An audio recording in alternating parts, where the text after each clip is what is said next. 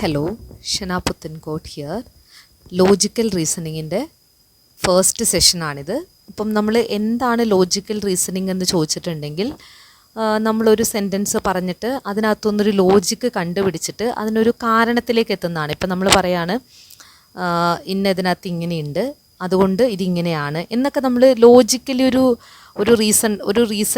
Logical reason ഉപയോഗിച്ച് നമ്മളൊരു കൺക്ലൂഷനിലേക്കൊക്കെ എത്തില്ലേ, അതിനാണ് ലോജിക്കൽ റീസണിങ് എന്ന് പറയുക. അതായത് ഒന്ന് രണ്ട് ഇൻസ്റ്റൻസ് ഒക്കെ വെച്ചിട്ട് ഒന്ന് രണ്ട് കാര്യങ്ങൾ വെച്ചിട്ട് നമ്മളൊരു ജനറൽ കൺക്ലൂഷനിലേക്കൊക്കെ പോകുന്നതിനെയാണ് ലോജിക്കൽ റീസണിങ് എന്ന് പറയാം.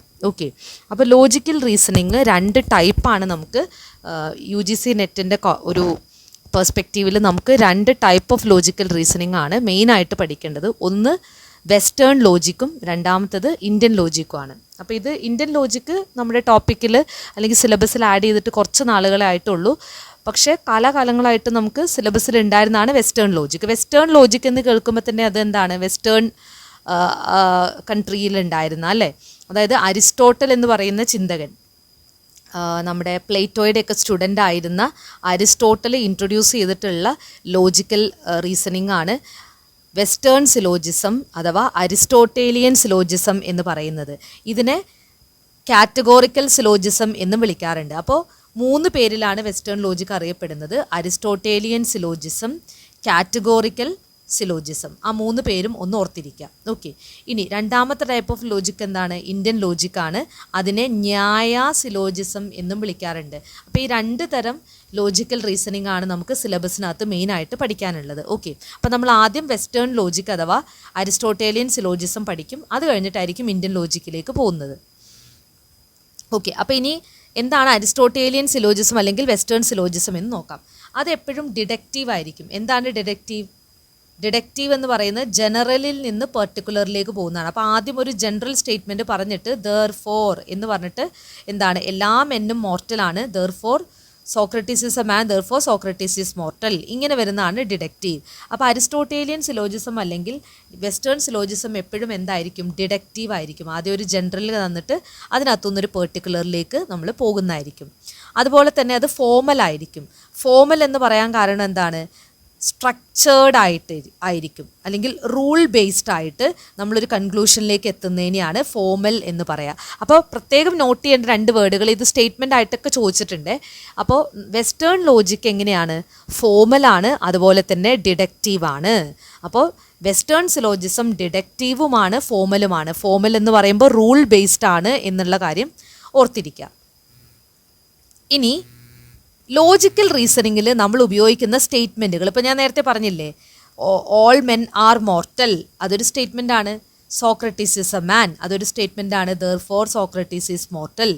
ഈ സ്റ്റേറ്റ്മെൻറ്റുകളെ ലോജിക്കൽ റീസണിങ്ങിൽ നമ്മൾ ഉപയോഗിക്കുന്ന സ്റ്റേറ്റ്മെൻറ്റുകളെ പ്രൊപ്പോസിഷൻ എന്നാണ് പറയുക. പ്രൊപ്പോസിഷൻ. ഇനി പ്രൊപ്പോസിഷന് 4 ഭാഗങ്ങളാണുള്ളത്. ഓക്കെ, ഒരു പ്രൊപ്പോസിഷന് 4 ഭാഗമാണുള്ളത്. ആദ്യത്തെ ഭാഗത്തിന് നമ്മൾ ക്വാണ്ടിഫയർ എന്ന് വിളിക്കും. അപ്പം നമുക്ക് ജനറലി 4 ടൈപ്പ് ഓഫ് പ്രൊപ്പോസിഷനാണ് നമ്മൾ ലോജിക്കൽ റീസണിങ്ങിൽ യൂസ് ചെയ്യുക. ഒന്ന് ഓൾ മെൻ ആർ മോർട്ടൽ, പിന്നെ നോ മെൻ ആർ മോർട്ടൽ, പിന്നെ some men are mortal, some men are not mortal. അപ്പോൾ വെസ്റ്റേൺ ലോജിക്കിൽ ഇങ്ങനെ 4 തരം പ്രൊപ്പോസിഷനാണ് മെയിനായിട്ടുള്ളത്. 4 ടൈപ്പാണുള്ളത്. അപ്പോൾ ഓൾ ഉണ്ട്, നോ ഉണ്ട്, സം ഉണ്ട്, സം നോട്ട് ഉണ്ട്. അപ്പോൾ ഇവിടെ ഓൾ, നോ, സം ഇതൊക്കെ എന്താ കാണിക്കുന്നത്, ക്വാണ്ടിറ്റീനെ കാണിക്കുന്നതാണ്. അപ്പോൾ ആ ഭാഗത്തിന് നമ്മൾ ക്വാണ്ടിഫയർ എന്ന് വിളിക്കും. അപ്പോൾ ക്വാണ്ടിറ്റി സൂചിപ്പിക്കുന്ന പ്രൊപ്പോസിഷൻ്റെ ഭാഗത്തിന് നമ്മൾ ക്വാണ്ടിഫയർ എന്ന് വിളിക്കും. ഇനി ഓൾ മെൻ ആർ മോർട്ടൽ, എന്തിനെ പറ്റിയാണ് സംസാരിക്കുന്നത്, മെന്നിനെ പറ്റി. അപ്പോൾ അതെന്തായിരിക്കും, സബ്ജക്റ്റ്. എന്തിനെ പറ്റിയാണോ പറയുന്നത് അതാണ് സബ്ജക്റ്റ്. ഇനി all men are mortal, men എന്താണെന്നാണ് പറയുന്നത്, മോർട്ടൽ ആണെന്ന് അല്ലേ. അപ്പോൾ അതെന്തായിരിക്കും, പ്രെഡിക്കേറ്റ്.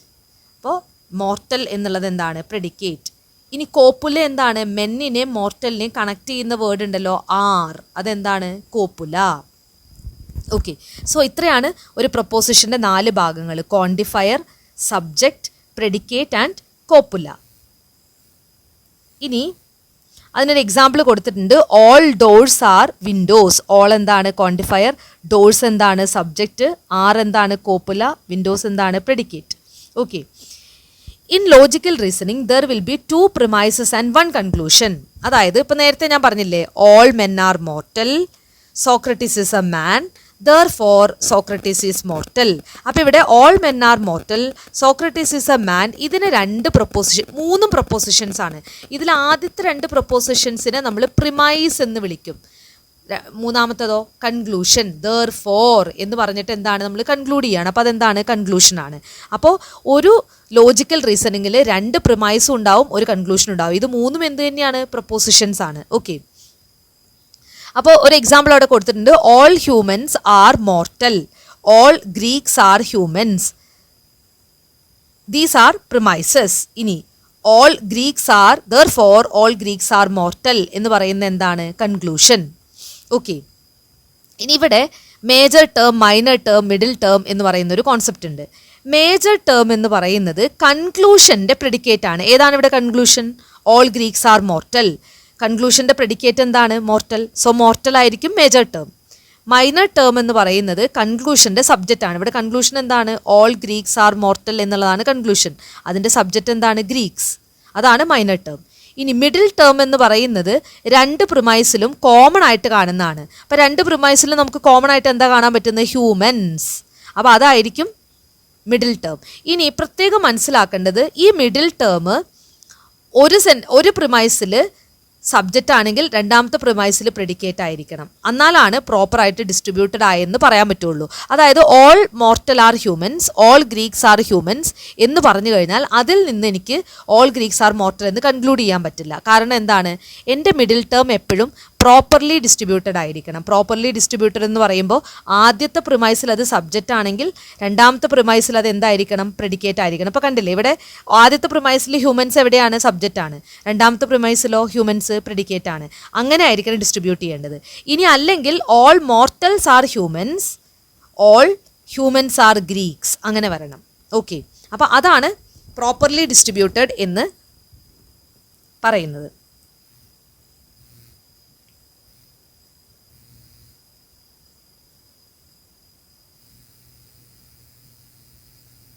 ഓക്കെ, അടുത്തത്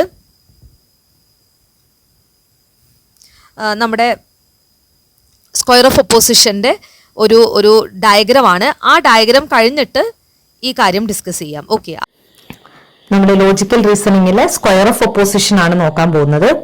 അപ്പം സ്ക്വയർ ഓഫ് ഒപ്പോസിഷനിൽ നമ്മൾ മനസ്സിലാക്കേണ്ടത്, ഒരു സ്ക്വയറിന്റെ 4 കോർണറിലായിട്ടാണ് നമ്മൾ ഈ 4 സ്റ്റേറ്റ്മെന്റുകൾ എഴുതുന്നത്. അപ്പൊ നമ്മൾ ആദ്യം എഴുതുന്നത് all S R P. all S R P എന്ന് പറഞ്ഞാൽ all men are mortal, all dogs are animals, ഇങ്ങനെ ഏതോ ആവാം. എസിന്റെ സ്ഥാനത്ത് നമുക്ക് എന്ത് എഴുതാം, പിയുടെ സ്ഥാനത്ത് എന്ത് എഴുതാം. ഓക്കെ, ഇതിനെ നമ്മൾ ഡിനോട്ട് ചെയ്യുന്നത് എ എന്നാണ് ഡിനോട്ട് ചെയ്യുന്നത്. എ, ഈ സ്റ്റേറ്റ്മെന്റിന് ഓൾ എന്ന് തുടങ്ങുന്ന സ്റ്റേറ്റ്മെന്റിനെ നമ്മൾ എ എന്നാണ് ഡിനോട്ട് ചെയ്യുക. ഇനി നമ്മൾ ഇതിന്റെ ഒരു പിക്ചോറിയൽ റെപ്രസെന്റേഷൻ പറയുകയാണെങ്കിൽ എല്ലാ എസും പി ആണെന്നാണല്ലോ പറയുന്നത്. അപ്പൊ നമ്മൾ ഏത് എസ് എടുത്താലും അത് പി ആയിരിക്കും. ഇനി നിങ്ങൾ തിരിച്ചൊന്ന് ചിന്തിച്ചു നോക്കി, ഏത് പി എടുത്താലും അത് എസ് തന്നെ ആയിരിക്കുമോ? ഇല്ല, എസ് അല്ലാത്ത എത്രയോ പികളുണ്ട് അല്ലെ. ഇപ്പൊ ഞാനൊരു എക്സാമ്പിൾ പറയുകയാണെങ്കിൽ, ഒരു ക്ലാസ്സില് പി എന്ന് പറയുന്ന ക്ലാസ് എന്ന് വിചാരിച്ചോ. ഒരു ക്ലാസ്സില് ഇപ്പം ഗേൾസ് ഉണ്ട്, ബോയ്സ് ഉണ്ട്, ടീച്ചേഴ്സ് ഉണ്ട് ഒരു ക്ലാസ്സിനകത്ത്.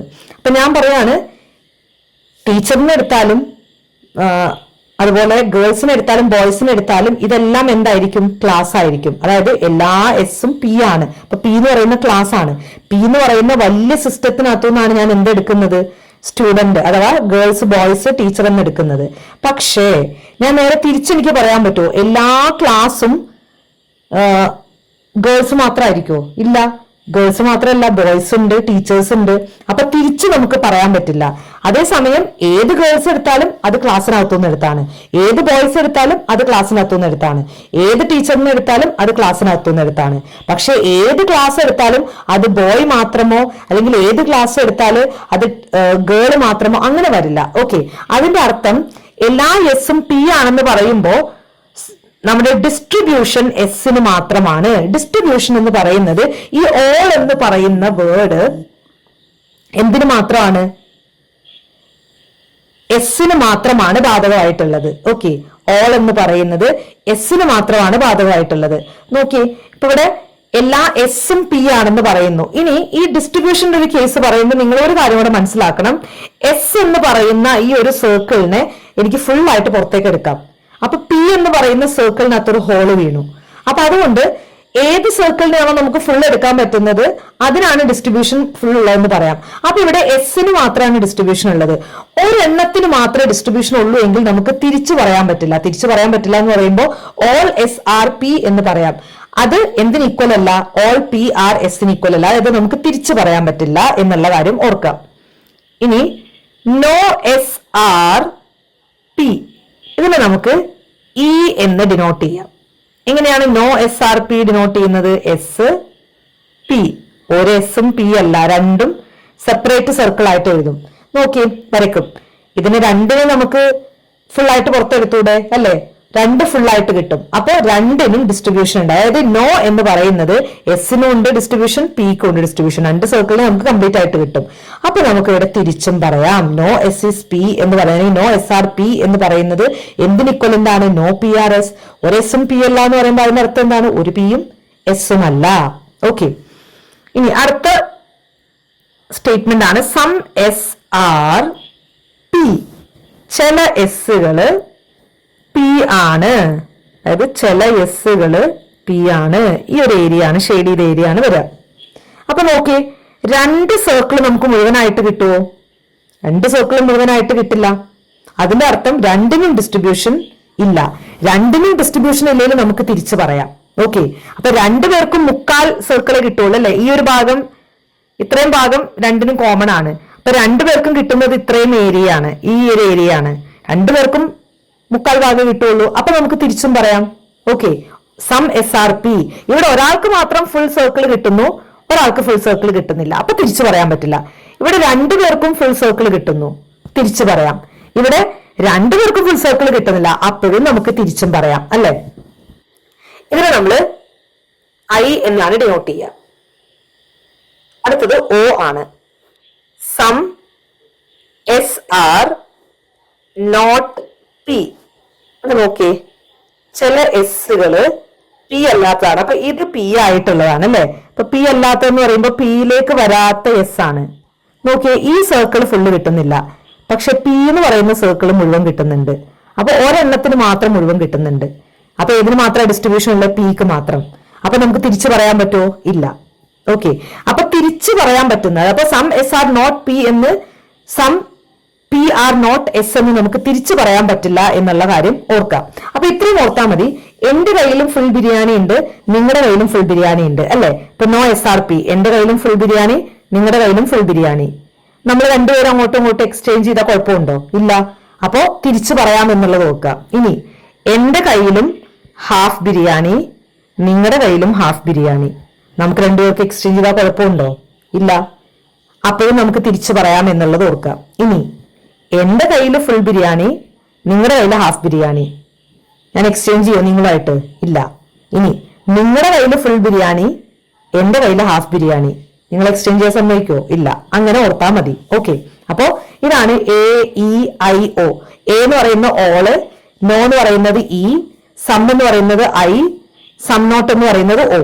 ഈ ഒരു പാറ്റേണിൽ തന്നെ ഇത് ഓർക്കുക. All, no, some, some not. ഇത് നിങ്ങളുടെ മനസ്സിൽ ഒരു പിക്ചർ ആയിട്ട് തന്നെ വരണം. ഒരു സ്ക്വയറിന്റെ ഏറ്റവും ടോപ്പിൽ ലെഫ്റ്റ് കോർണറിൽ ഓൾ എസ്, ഇപ്പുറത്ത് നോ, പിന്നെ താഴെ സമ്മും സം നോട്ടും. ഇങ്ങനെ തന്നെ മനസ്സിൽ അത് പിക്ചർ ആക്കി വെക്കുക. ഇനി ഈ എയും ഇയും തമ്മിലുള്ള റിലേഷൻ, ഇതിനെ നമ്മള് കോൺട്രറി എന്നാണ് പറയാ. കോൺട്രറി. ഈ കോൺട്രറിയിൽ നിങ്ങൾ മനസ്സിലാക്കേണ്ട ഒരു കാര്യം, ഇത് രണ്ടും ഒരുമിച്ച് ട്രൂ ആവില്ല. ഒന്ന് ആലോചിച്ച് നോക്കിയേ. ഞാൻ പറയാണ് എല്ലാ പൂവും മഞ്ഞയാണ് എന്ന് ഞാൻ പറയുവാണ്, അത് ട്രൂ ആണ്. പിന്നെ ഒരു പൂവും മഞ്ഞയല്ല എന്ന് പറയാൻ പറ്റുമോ? അതിന്റെ അർത്ഥം ഇത് രണ്ടും ഒരുമിച്ച് ട്രൂ ആവില്ല. ഓൾ ട്രൂ ആയാൽ സ്വാഭാവികമായിട്ടും നോ എന്തായിരിക്കും? ഫോൾസ് ആയിരിക്കും. ഓക്കെ, ഇനി ഞാൻ വേറൊരു കാര്യം കൂടെ പറയാം. ഇതിന് രണ്ടിനും വേണമെങ്കിൽ ഒരുമിച്ച് ഫോൾസ് ആവാം. അതെങ്ങനെ രണ്ടും ഒരുമിച്ച് ഫോൾസ് ആവുക? എല്ലാ പൂക്കളും മഞ്ഞയല്ല, ഒരു പൂക്കളും മഞ്ഞയല്ല, രണ്ടും ഒരുമിച്ച് ഫോൾസ് ആവാം. ചില പൂക്കൾ മഞ്ഞയാണ് എന്നാണെങ്കിൽ ഇത് രണ്ടും ആപ്ലിക്കബിൾ ആവില്ലേ? ആലോചിച്ച് നോക്കിയേ, ചില പൂക്കൾ മഞ്ഞയാണെന്ന് പറയുമ്പോൾ അതിന്റെ അർത്ഥം എന്താണ്? എല്ലാ പൂക്കളും മഞ്ഞയല്ല അല്ലെ, ചില പൂക്കൾ മാത്രമല്ല മഞ്ഞയുള്ളൂ. ഇനി ചില പൂക്കൾ മഞ്ഞയാണ്, അതിന്റെ അർത്ഥം എന്താണ്? ഒരു പൂക്കളും മഞ്ഞയില്ല എന്നുള്ളതും തെറ്റാണ്. അപ്പൊ രണ്ടും ഒരുമിച്ച് വേണമെങ്കിൽ ഫോൾസ് ആവാം. പക്ഷെ രണ്ടിനും ഒരുമിച്ച് എന്താവാൻ പറ്റില്ല? ഒരിക്കലും ട്രൂ ആവാൻ പറ്റില്ല. കാരണം ഓൾ ട്രൂ ആയാൽ സ്വാഭാവികമായിട്ടും നോ പിന്നെ ട്രൂ ആവില്ല. എല്ലാം ശരിയാണെന്ന് പറഞ്ഞത് ശരിയാണെങ്കിൽ പിന്നെ ഒന്നും ശരിയല്ല എന്ന് പറയാൻ പറ്റുമോ? ഇല്ല. അപ്പൊ രണ്ടും ഒരുമിച്ച് ഒരിക്കലും ട്രൂ ആവില്ല. പക്ഷെ ഒരുമിച്ച് വേണമെങ്കിൽ ഫോൾസ് ആവാം. ഇതാണ് കോൺട്രറി. എയും ഇയും തമ്മിലുള്ള ബന്ധം. ഐയും ഓയും തമ്മിലുള്ള ബന്ധമാണ് സബ് കോൺട്രറി. എന്താണ് സബ് കോൺട്രറി? രണ്ടിനും ഒരുമിച്ച് ട്രൂ ആവാം, പക്ഷെ ഒരുമിച്ച് ഫോൾസ് ആവാൻ പറ്റില്ല. അതായത് സം എസ് ആർ പി, ചില എസ്സുകൾ പി ആണെന്ന് പറഞ്ഞാൽ അതിന്റെ അർത്ഥം എന്താണ്? ചില എസ്സുകൾ പി അല്ല എന്നുള്ളതുമാണ്. അപ്പൊ അത് രണ്ടും ഒരുമിച്ച് ട്രൂ ആവും, പക്ഷെ ഒരുമിച്ചൊരിക്കലും ഫോൾസ് ആവില്ല. അതാണ് സബ് കോൺട്രറി എന്ന് പറയുന്നത്. ഇനി ഇവിടെ ഇത് താഴത്തോട്ട് മാത്രമാണ്. ഇത് രണ്ടും തിരിച്ചും പറയാം. അതായത് ഇപ്പം all S are P true ആയാൽ no S are P false, no S are P false ആയാൽ all S are P true. നമുക്ക് അങ്ങോട്ടും ഇങ്ങോട്ടൊക്കെ പറയാം. പക്ഷേ ഇനി പറയാൻ പോകുന്നത് all S are P true ആയാൽ some S are P true ആയിരിക്കും. അതായത് എല്ലാ പൂക്കളും മഞ്ഞയാണെന്ന് പറഞ്ഞു കഴിഞ്ഞാൽ അതിന്റെ അർത്ഥം എന്താണ്? ചില പൂക്കളും മഞ്ഞയാണ്, അത് ശരിയായിരിക്കും. അപ്പൊ ഇത് താഴത്തോട്ട് മാത്രമാണ് ഈ റിലേഷൻ വരിക, മുകളിലോട്ട് റിലേഷൻ പോവില്ല. എന്തുകൊണ്ടാണ്? ഞാൻ പറയാണ് ചില പൂക്കൾ മഞ്ഞയാണ്, അതിന്റെ അർത്ഥം എല്ലാ പൂക്കളും മഞ്ഞയാണെന്നാണോ? അല്ല. അപ്പൊ ഇതിന് താഴത്തോട്ട് മാത്രമേ ബന്ധമുള്ളൂ. അതുകൊണ്ടാണ് ഇതിനെ സബ് ഓൾട്ടർനേഷൻ എന്ന് പറയുന്നത്.